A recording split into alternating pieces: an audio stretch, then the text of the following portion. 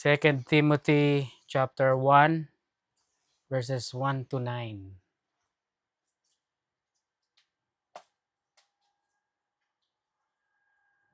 Bago tayo mag-start, yung setting nito, nape-persecute sila. May persecution. Merong also na tinatawag nilang Great Fire in Rome. Great Fire in Rome. AD 64 yun. Dumadami na yung mga Christian nung time na yun. Ngayon, itong fire na to, yung time nila, ang emperor nila si Emperor Nero. Sabi, history says, si Nero ang nag-start nitong fire. In-start niya tong fire para i-blame yung mga Christians. Dumadami na yung mga Christian eh. So parang naghanap si sa Nero ng rason para patayin yung mga Christian. Bukod sa gusto na nilang patayin dahil nagkakalat ng Christianity. Mas dinagdagan pa nila ng reason na sinunog nila tong Rome. Mas gusto ngayon nilang ubusin. Itong letter na to sinulat ni Paul, nasa prison na siya.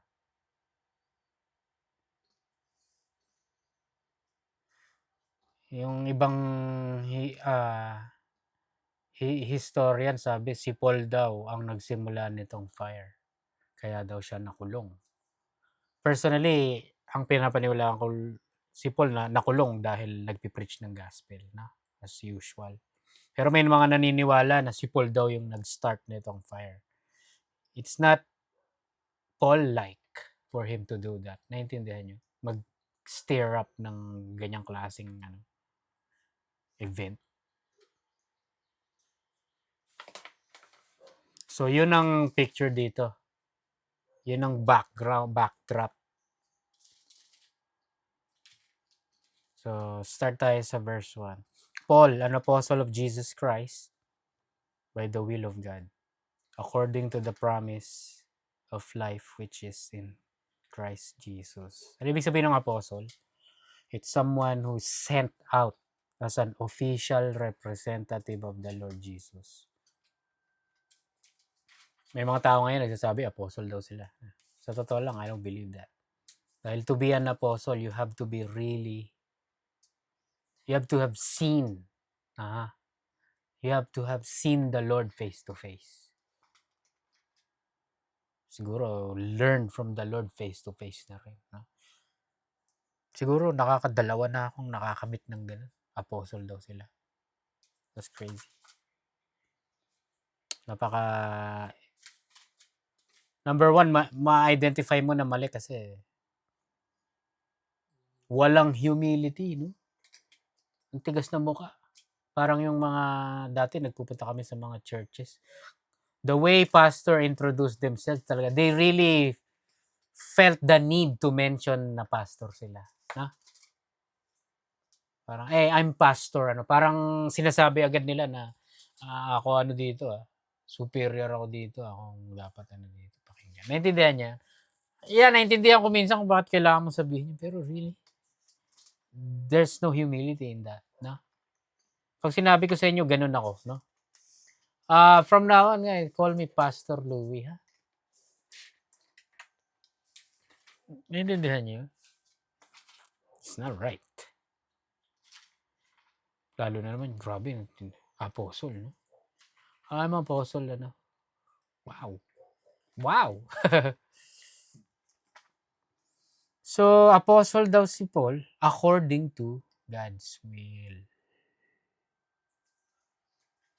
Tayo sa lahat-lahat buhay natin, where we are right now, is the same. It's according to God's will. Whatever we're doing, whatever situations in life we are, it's according to it's the will of God, basically. according to the promise of life which is in Christ Jesus. Kata.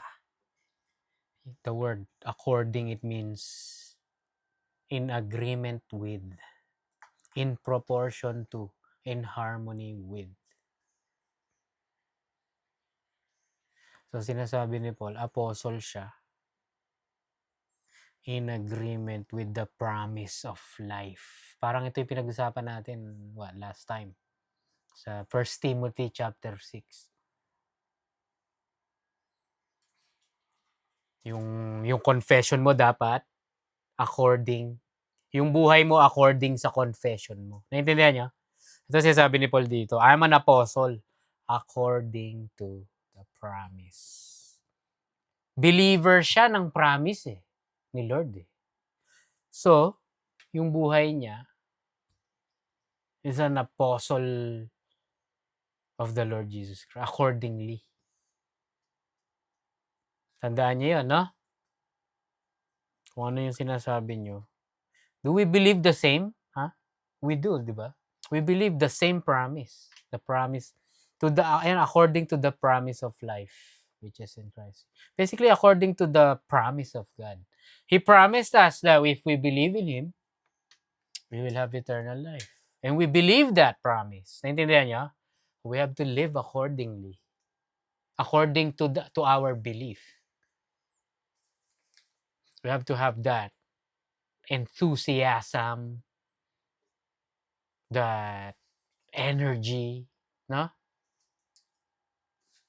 Parang yung sinabi ko sa inyo last time, na pag tumama ka ng loto, yung pera mo matatanggap mo by the end of the year. You have to live according to that. In proportion to what's gonna happen. Naintindihan nyo? Magiging ano ka ngayon? Enthusiastic, ganado ka sa buhay ngayon, no? Kasi grabe, sabihin natin ang premyo 1 billion, ano? Sa'yo na yun, no? Nagpaplano ka na siguro kung anong gagawin mo, no? Buhay na buhay ka, araw-araw na gumigising ka. So, ang sinasabi dito na gusto kong ulit-ulitin is, yun nga, we believe also what Paul believed. Therefore, yung buhay natin dapat reflection ng belief natin. Naintindihan nyo? We're not believing, mas matindi pa sa lotto prize to Naintindihan nyo? Eternal life, heaven, we get to see the Lord Jesus Christ. That's more incomparable. Lotto versus lotto prize. Naintindihan nyo? So, dapat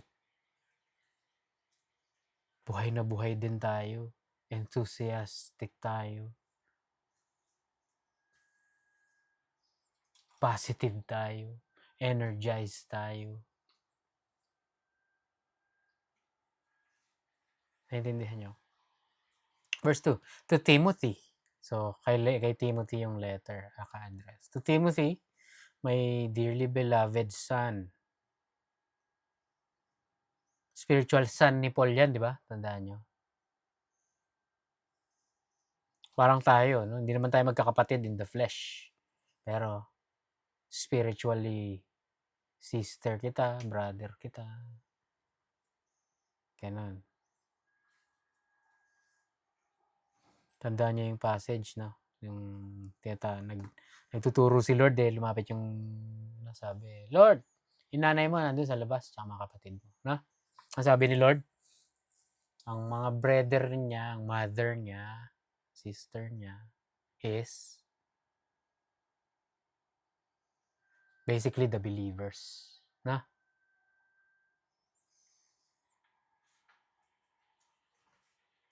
Grace, mercy, and peace from God the Father and Christ Jesus our Lord. So parang ito yung basic na greetings sa kanila no? Basically, ano lang, grace and peace pag nagkikita sila. Grace and peace Peace be with you. Pero yung grace, mercy, and peace, sabi niya from God the Father and Christ Jesus our Lord. Doon lang naman talaga nanggagaling. No? Ang source ng grace, mercy, and peace, ang source nun is si God and the Lord Jesus Christ. Verse 3. I thank God whom I serve from my forefathers with pure conscience. Sa ESV, I thank God whom I serve as did my ancestors with a clear conscience, as I remember you constantly in my prayers night and day. So, dito sa verse na to, pinapasalamatan ni God. Pinapasalamatan ni Paul si God dahil naaalala niya lagi si Timothy. Na ipagdasal si Timothy araw-araw, night and day. Intindihan nyo? I thank God as I remember you constantly in my prayers night and day. Kasi grabe, sa dami ng iniisip ni Paul, no? It's from the Holy Spirit na mare-remind tayo na, for example, ipagdasal si ganito, no? Minsan nangyayari sa akin, bigla na lang maalala kong ipagdasal si ganito. That's from God. Kaya pinapasalamatan ni God si sobrang kasi sabi nga niya anak niya si Timothy, no? Talking about Father's Day. Father ni Timothy, si Paul. And look at what kind of father si Paul kay Timothy, no? He remembers Timothy basically every day. He remembers to pray for Timothy in his prayers, sabi, no? Every day.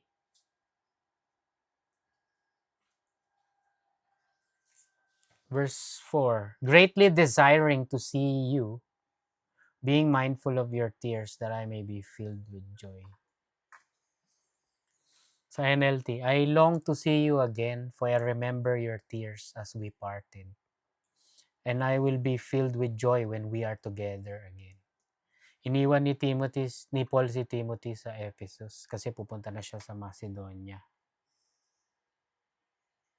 Bago si Paul mapunta sa Rome, no?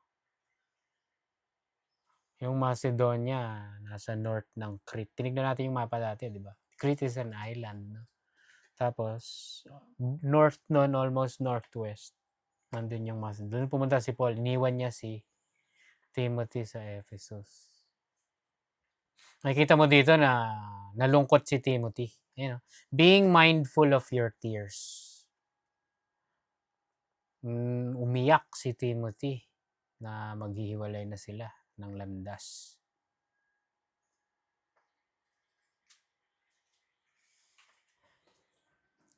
That I may be greatly desiring to see you. Gusto ni Paul makita uli. Magkikita uli sila. Sa 2 Timothy 4:9, ayan. Timothy, please come as soon as you can. 2 Timothy 4:21. Do your best to get here before winter. So, ina-anticipate ni Paul yung pagkikita nila. Dito, strong words. Greatly desiring to see you again. Mamamatay na siya. Sinearch ko sabi, according to history, nagkita uli sila for the last time. Kasi akala ko hindi na sila magkikita. Mamamatay na si Paul Pero nagkita pa rin sila. Binless si Paul na, ayan, gusto mo makita itong anak mo. Kita sila. Verse 5. When I call to remembrance the unfeigned or genuine, when I call to remembrance the genuine faith that is in you, which dwelt first in your grandmother Lois and their mother Eunice. Yung iba, pinopronounce nila to Eunice. I always pronounce this Eunice, kunyari sa Philippines. And I am persuaded that in thee also. I am persuaded na yung genuine faith na nasa lola mo tsaka mami mo. Persuaded, anong convinced. Convinced din ako na you get the same genuine faith. Sa totoo lang, it's maganda na malaman mo yung mga brethren mo, genuine yung faith. No? Nothing is more assuring than to find out yung mga brothers and sisters mo. Genuine yung faith nila. What's that mean? That they love the Lord truly. That they are fully committed. That they are devoted. Naintindihan nyo? Nakita mo yung paggamit ni Paul ng unfeigned or genuine na word, no? He didn't just say, when I call to remembrance the faith that is in you. He added the word genuine. Legit. Talk about that, no? That's what we want personally, no? At saka that's what, personally ako, gusto ko ganyan din ang makita ko sa inyo. Magiging masaya ako kapag ganun. Naintindihan nyo?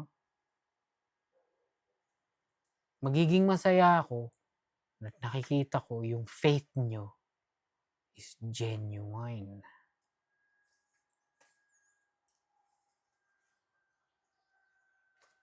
Si Paul, hindi lang ito yung verse na nagsasabi na ganito. Some of his letters na yung desire ni Paul nga na makita niya yung mga faith ng mga under his teachings, under his ministry is totoo. Hindi lang, alam mo yun, hindi lang whatever. You guys believed one time, that's it. I'm happy with that. No? Ang gusto natin is malaman. No? Kunyari ikaw, sa anak mo, it would be nice kung totoo yung faith ng anak mo. No? It would be nice kung totoo yung faith mo. It would be nice for me to know that. Intindihan nyo? Dahil pag binasa mo yung mga letter ni Paul, grabe. Kunyari sa John, no? From within, may mga wolves. No? From within, may magkakos ng division. What's that tell you? Na may maaaring kalaban. Mga hindi genuine faith. Naintindihan nyo? Kaya, maganda sana. Genuine yung mga faith ng mga believers. And it's gonna show. Prompting Paul to mention it. Nakita niya eh.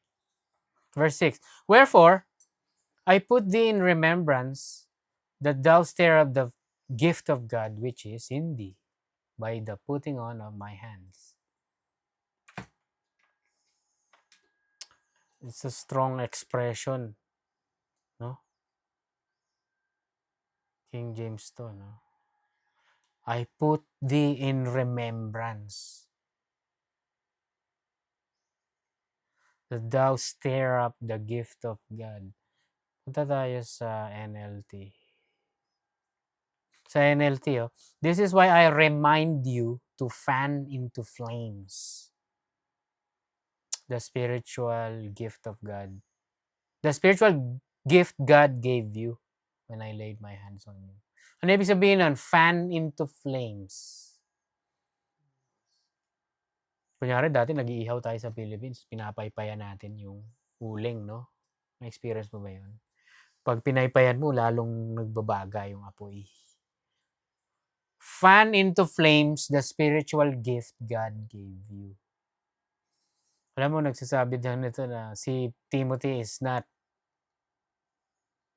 being less forceful than he should have been in using the spiritual gift God had given him. Hindi naman sinasabi dito na tinatamad na si Timothy o Ang basically sinasabi dito, use it more. No? Double effort. Double time. Fan into flames the spiritual gift God gave you.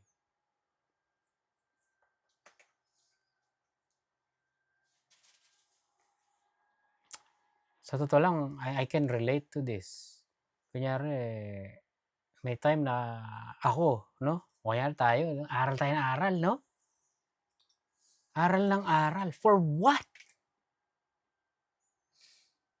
By God's grace, doon ko na realize, I should teach this. Naintindihan nyo?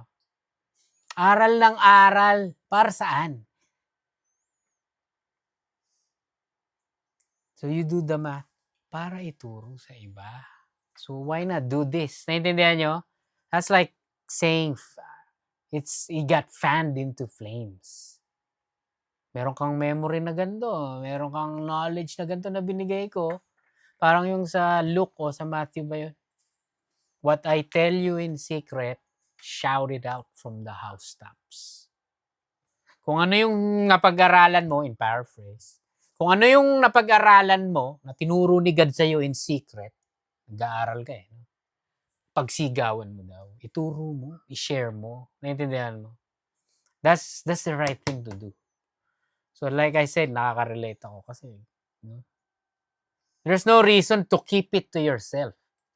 Naintindihan nyo? It needs to come out. It needs to be shared. Kasi sabi ni Paul kay Timothy, spiritual gift God gave you when I laid my hands on you. Tandaan nyo to, nasa chapter 1 to. They laid hands on Timothy. No? Para maging publicly, he has given the authority. The laying on of hands. Ano may sasabihin ka? Ano ba yun? Yung Day of the Pentecost? No. No. Iba yun. Ibang study yan. So, dinagdag ko dito sa notes ko. Sabi ko, when we see someone with genuine faith, we should encourage them to be more on fire for the Lord. Minsan, hindi mo maiiwasan, may makikita ka talaga eh. No? So, let's encourage them. Kunyari, may gift sila. No? Kunyari, si VJ, nag-play ng guitar, may experience ng worship. I-encourage, no? Be more on fire. Fan into flames the spiritual gifts. No? Pag new believer, minsan hindi pa makita yung spiritual gift eh. By the way. No? So, Lord willing, pag nag-grow ang new believer, makikita nyo, hindi lang kami, kung ano yung spiritual gift nyo. No? Pero basically, yung spiritual gift na yun, palaging inline o palaging has anything to do with sharing the gospel, preaching the word, teaching the word. No? Sinabi ko yun kasi hindi na hinuhulaan yun. No? Gaya nung mga ibang professing Christian. Hindi ko alam kung anong spiritual gift na bigay sa akin. No?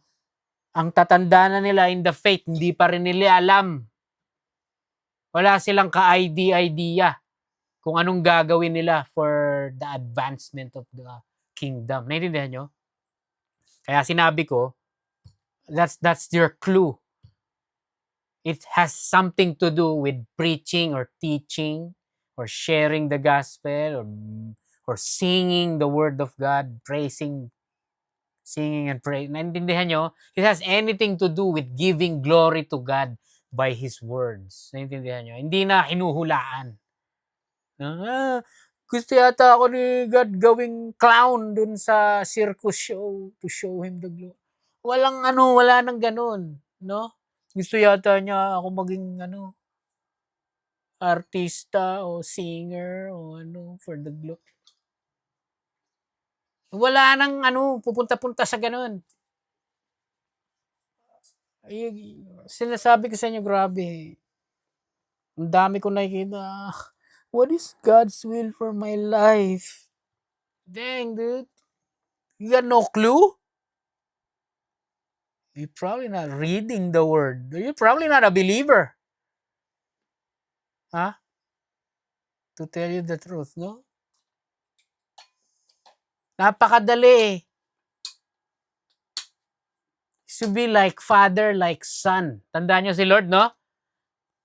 I am doing my father's business. Ha?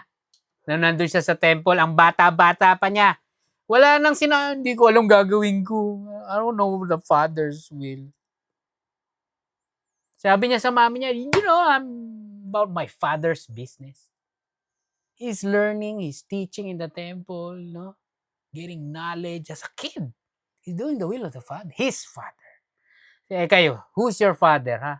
Same father that I have. So, hindi na tinatanong, anong will ni God sa akin? It's probably because your father is the devil. Is Satan himself, na? Kaya hindi mo alam. Naintindihan niyo? Man. Wala lang. Nakakarindi sa totoo lang yung mga ganun yung mga clueless. Clueless sila kung anong gagawin. Can you imagine that?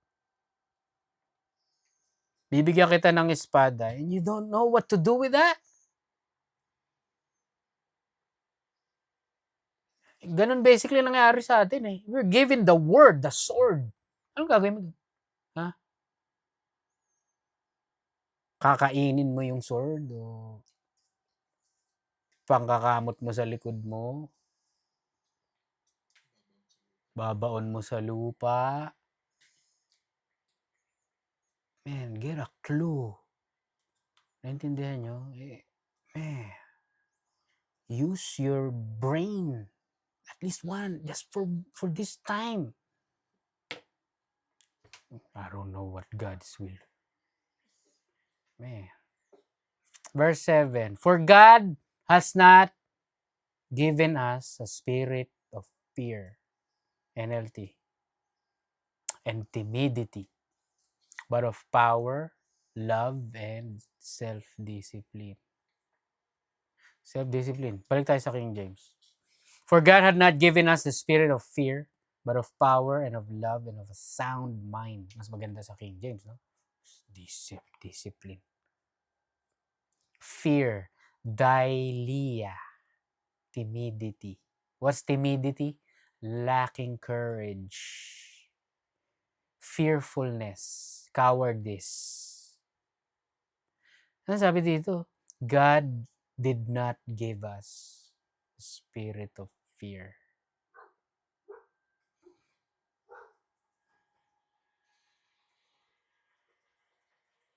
Yung pagiging spirit nito is not talking about demonic spirit na pumasok sa'yo kasi fearful ka. That's why you're fearful kasi may ibang spirito sa loob mo. It's not talking about that, no? Kasi, grabe, pag believer ka na, wala na makakapasok na evil spirit sa'yo. So, ano nga yung tong spirit na to? Ito yung spirit na, the personality and character of the Holy Spirit. It can also mean the influence of the Holy Spirit. So basically, it's not of the Holy Spirit yung fear. Yun yung sinasabi dito. So ano ngayon yung sinasabi dito? Ang sinasabi dito is, you are being fleshly.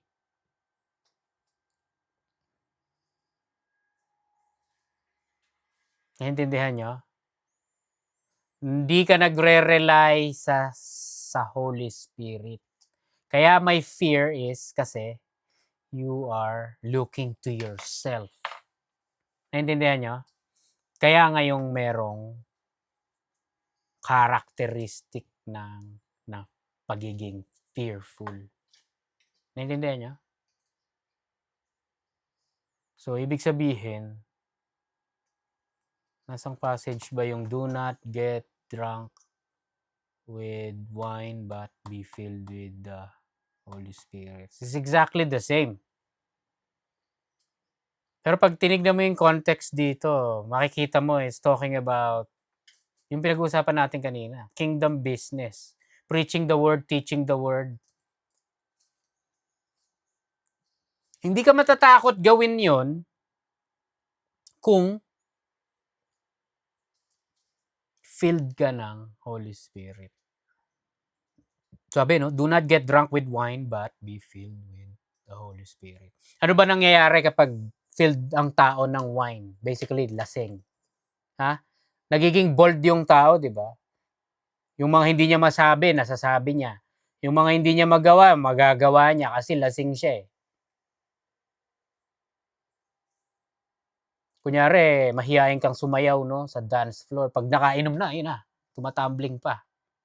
May ganun eh. Hindi ka kumakanta, nahihiya ka, bakit ang boses ko? Pag nakainom na, kumakanta ka na. So,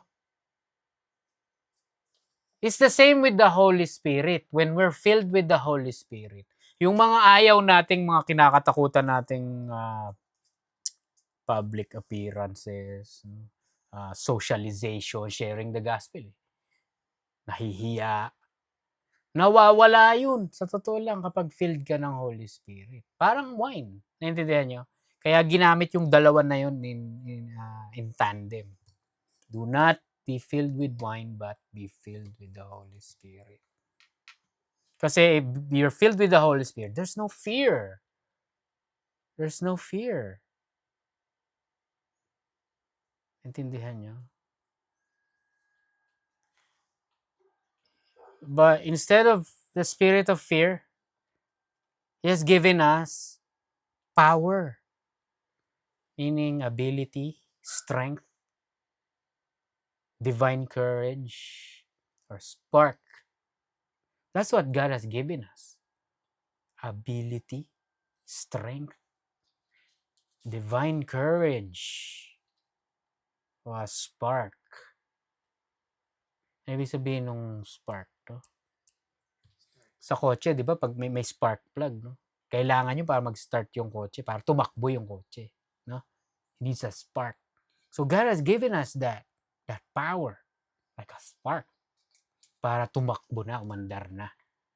And He has given us love.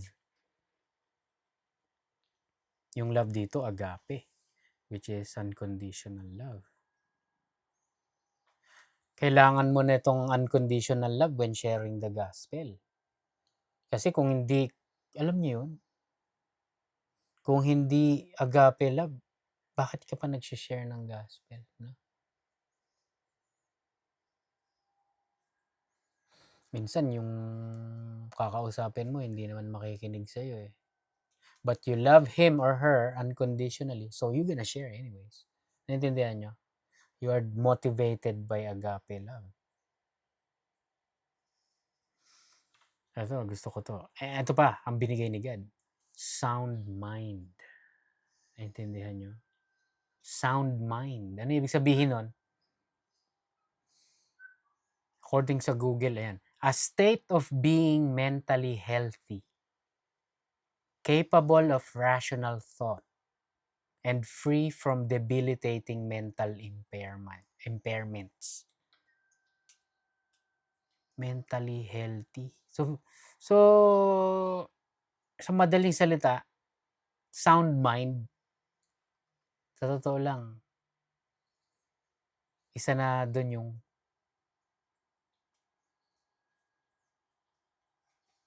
in my words, intelligent mind. Naintindihan nyo?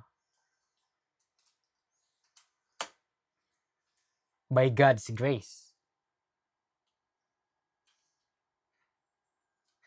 To, pakinggan nyo, the ability to think logically and make sound judgments without being overwhelmed by panic or confusion. Ito pa, the capacity to respond appropriately to life circumstances rather than merely reacting out of fear or impulsive anxiety. So isa pa sa ibig sabihin ng sound mind is yung kind na mind na unbothered ng outside influences, outside circumstances. Kunyari nagkakagulo na, nakakapag-decide ka pa rin. Yung klase ng desisyon na talagang quality, intelligent decision kahit nagkakagulo na yung mundo. Naintindihan nyo? Yun ang ibig sabihin ng sound mind. Ano sabi dito? God has given us sound mind. Hindi tayo yung papanik, no? Ano gagawin ko? Ano sasabihin ko? Naintindihan nyo? Sound mind. The ability to think logically and make sound judgments without being overwhelmed by panic or confusion. The capacity to respond appropriately to life circumstances rather than merely reacting out of fear or impulsive anxiety. Sound mind. Think about that. So basically, if you don't have sound mind, you're in the flesh. That's what it's saying. No? You're relying in the flesh.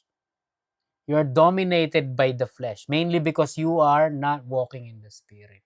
You're walking in the flesh. You care about the things of the world. You don't care about the things of God. No? You don't have sound mind.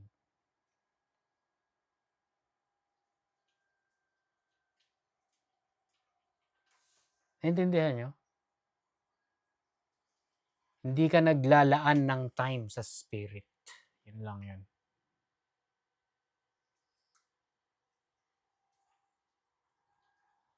Kaya pag kinakailangan ka na in the spirit, wala kang courage, wala kang lakas ng loob, wala kang motivation. Naintindihan nyo? Kaya sinasabi, do not get drunk with wine, but instead, get drunk with the Holy Spirit. How do you get the Holy Spirit? By learning. Sabi ni Lord, di ba? My word is spirit. I-picture nyo yun. My word is spirit. So how do you get that spirit? How do you get the words? No? Basically by reading it, by believing it. No? You get the word. Guess what? The word at the same time is spirit. How do you get the spirit? Get the word in you. Get it in your mind. Basic math eh. Naintindihan nyo?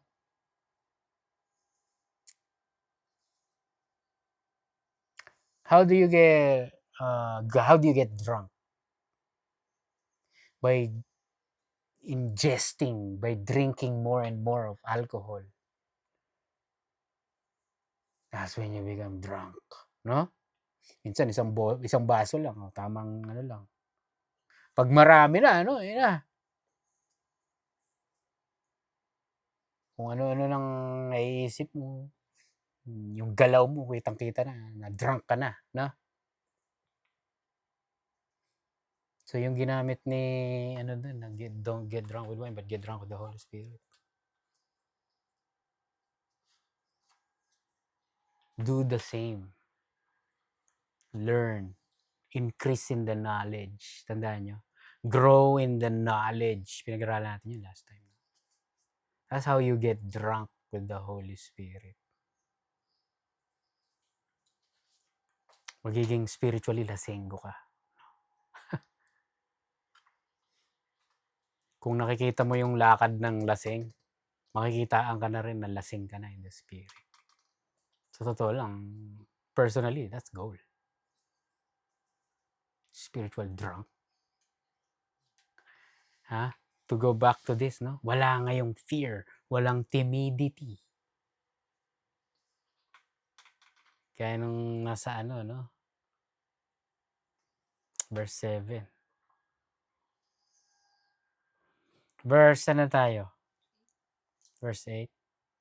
Be not thou therefore ashamed of the testimony of our Lord, nor of me, his prisoner, but be thou partaker of the afflictions of the gospel according to the power of God. Sa NLT, so never be ashamed to tell others about our Lord. Intindihan nyo? Connected sa verse 7 yan. Walang fear. Walang ashamed, being ashamed. Never be ashamed to tell others about our Lord.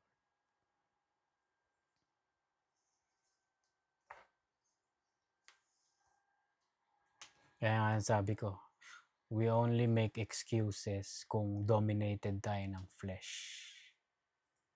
Making us fearful, no courage, no love, no power, no sound mind. Ibig sabihin nun, nasa flesh ka.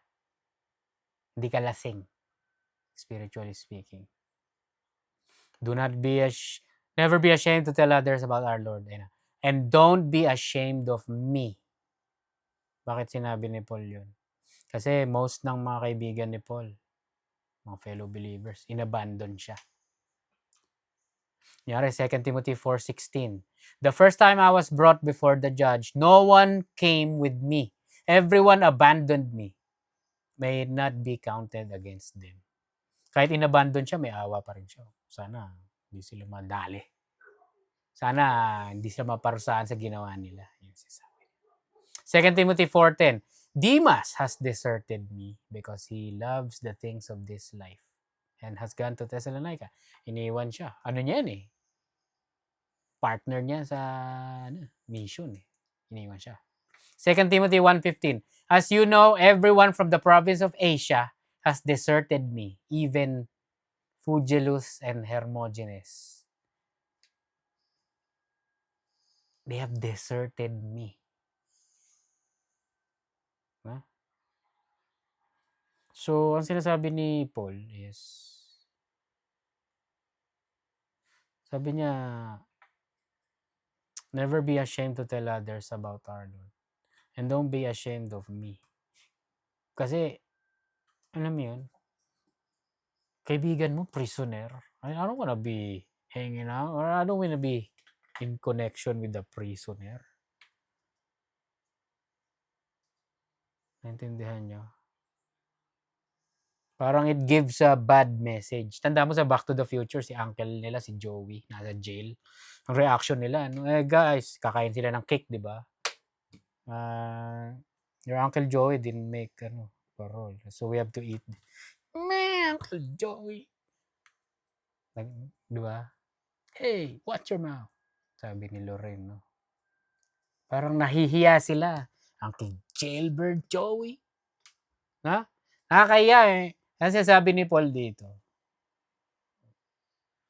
Yeah, I know, I'm in prison. Pero, wag mo naman akong no? Wag mo ko alam mo yun? Sabi niya, don't be ashamed of me either. Even though I'm in prison for him. Kaya yung ibang mga tao, iniwan na si Paul eh. Nasa kulungan na yan. No? And they probably have their own reason bakit nila iniwan. No? Pero grabe, minsan sasabihin mo, it's over guys. Yung leader natin, nakakulong na. So, might as well, sa totoo lang, quit. Sinabi ako sa inyo dati, sa'yo, no? Kung aalis ba ako, magko-continue ba to? Naintindihan nyo? Sana wag ganun. Kaya lang nyo ba ginagawa to? Kaya alam nyo, kaya lang ba kayo natututo? Dahil lang ba may ganito tayo dahil sa akin? Kung aalis na ako, sabi, nakulong ako. Naintindihan nyo? For some reason, nakulong ako. Anong mangyayari sa inyo? No? Imagine niyo yun. Anong gagawin nyo? You gonna step up? No? Are you gonna step up? Are you gonna do something? Para mag-continue yung growing in the grace and the knowledge of our Lord Jesus Christ. Siguro ito, iniwan na nila, nakakulong na yan. Wala nang mag-aano sa atin. They're gone. They abandoned him. They left him.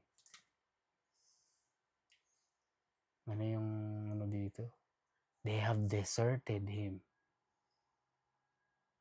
Grabe, oh. Kaya Timothy 1, everyone from the province of Asia has deserted me. Parang ganun na nangyari dun eh. Wala na yung leader natin. Parang si Lord Jesus, nung na-capture na siya, no? They were scattered. Gagawin natin. Sa panahon natin na ganun, dang dude. Hindi ka dapat, as a believer, sabihin natin mag-isa ka na lang sa buhay mo. Hindi ka dapat, sa totoo lang, maging masaya o maging content kung ano ka, kung mag-isa ka na lang in the faith. You continue to grow. Naintindihan nyo? You have to continue to grow for God. Naintindihan nyo? He has to continue. Kaya may tao o wala. Kaya makikinig, may makikinig sa'yo o wala. Naintindihan nyo? Seryoso yun, dude. Hindi ko mawala ng ano, wala na akong mapakinig, wala nang maglilid. Okay, wala na rin. Balik na ako sa mundo. Wala na mag-encourage. Oh, shit. It's like you're gonna die. Dahil wala na, napatay na rin yung ano mo, no? Yung kung sinong naglilid, hindi dapat ganun. Yan ang sinasabi din ni Paul dito.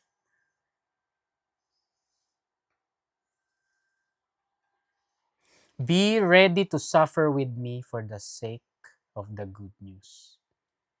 Ito mo sinasabi niya dito. This is what Paul is experiencing. He's suffering for the sake of the good news. Walang tigil ang persecution nung time nila eh.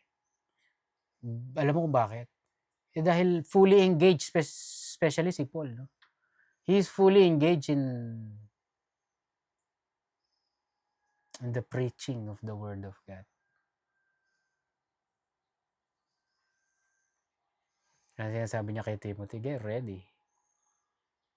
Kasi the more you get involved in the business of sharing the gospel or defending the word, the more you get involved, the more you will experience suffering or any persecution or any opposition, hate, kunyari sa family, no?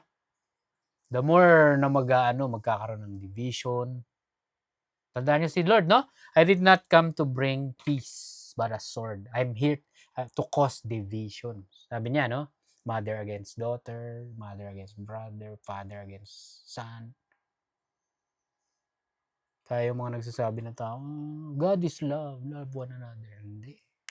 If you stand for the truth, if you stand in the business of God's righteousness,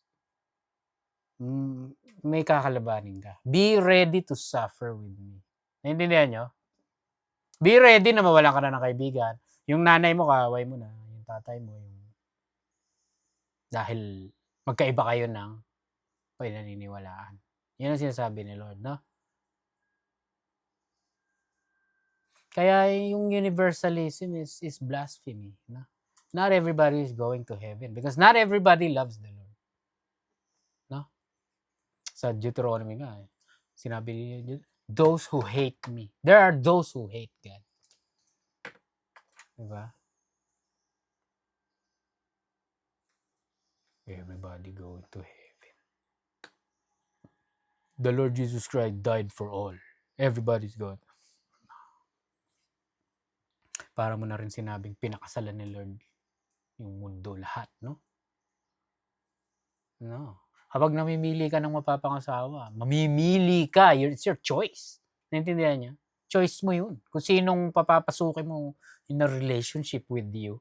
Hindi papapasok lahat. Hindi pwede. No? Ano yun? Kalukuhan yun. Naintindihan niyo? The strength God gives you Parang yung sa verse 7. Ano to? Partake according to the power or strength.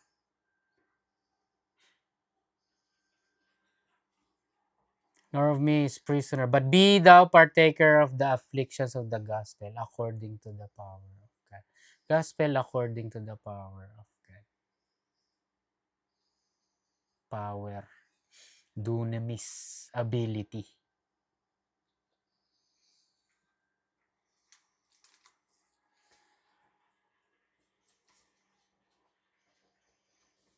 Gospel according to the power of God.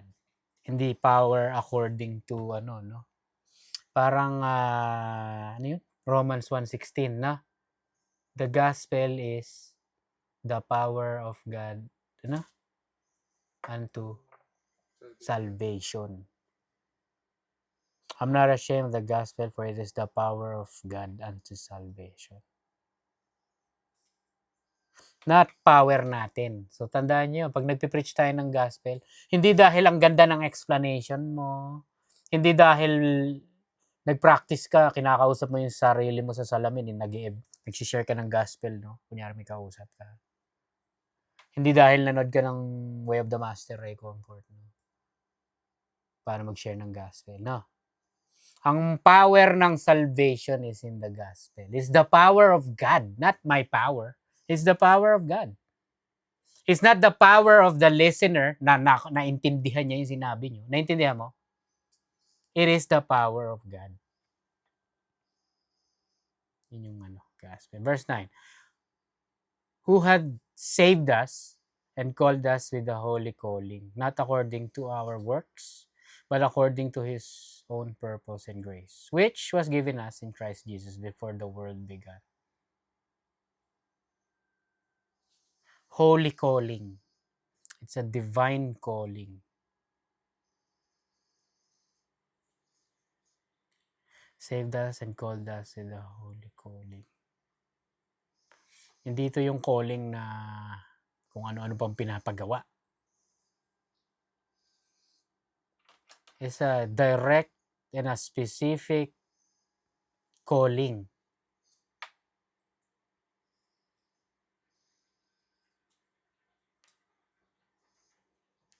It's a call to repentance. It's a call to believe, to belief. It's a call to faith.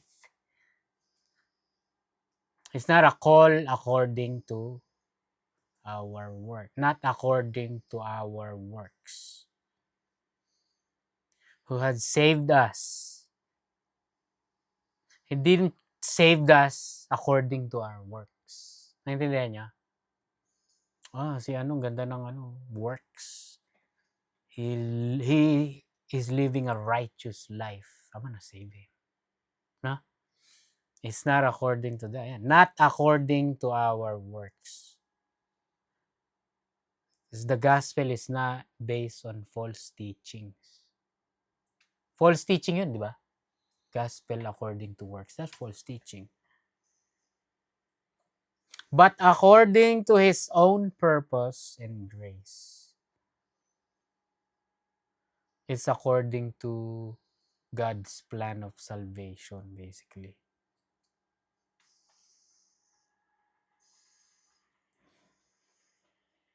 According to his own purpose and grace. Hindi ano yung grace, no? Unmerited favor, undeserved gift. It's according to that. Us being saved is according to that. It's according to something we don't deserve that is given to us. It's according to that free gift. Yun ang salvation natin. We don't deserve mercy. We don't, di ba? If I burn your house, Faye, what do I deserve? What do I get that I deserve? You're probably gonna call the police so I can be in jail. That's what I deserve. No? It's the same with God. We sinned. We broke His commandments. We sinned against the holy God of the universe. Ano deserve natin? Punishment. Hell. Naintindihan nyo? Pero, yun yung sinasabi dito. What we don't deserve, yun ang natanggap natin. Naintindihan nyo? Grace. Imagine, sinunod tapos sabi mo, okay lang yan. I forgive you. No? I don't deserve that. I deserve to go to jail. Same with breaking the law of God.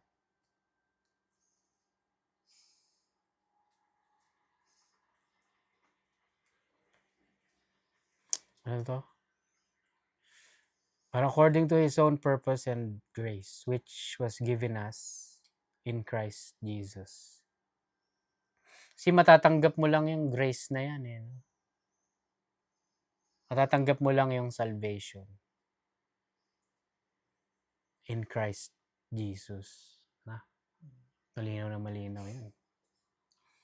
Before the world began. Can you believe this? Napaka-weird eh, no? Natanggap mo na to.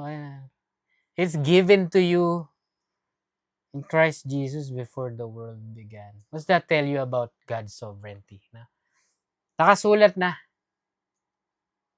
Planado na ni God yung kung sino. Ano pa? Ano pang interpretation sasabihin mo? I know, it's not what it means. Really? Tandaan nyo, si God is outside of time. No? Tayo, we are subject to time. Si God He's outside.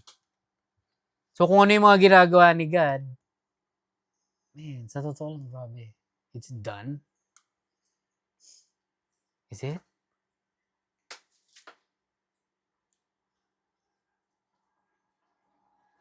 Does God already know those who are gonna be saved? Does God, mga magagandang question. Does God already know those who would believe?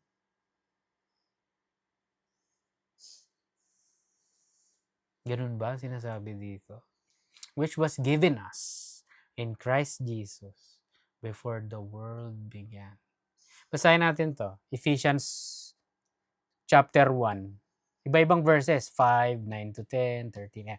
He predestined us for adoption to Himself as sons through Jesus Christ, according to the purpose of His will, making known to us the mystery of His will, according to His purpose, which He set forth in Christ, as a plan for the fullness of time, to unite all things in Christ, things in heaven and things on earth in Him. In Him you also, when you heard the word of truth, the gospel of your salvation, and believed in Him, were sealed with the promised Holy Spirit.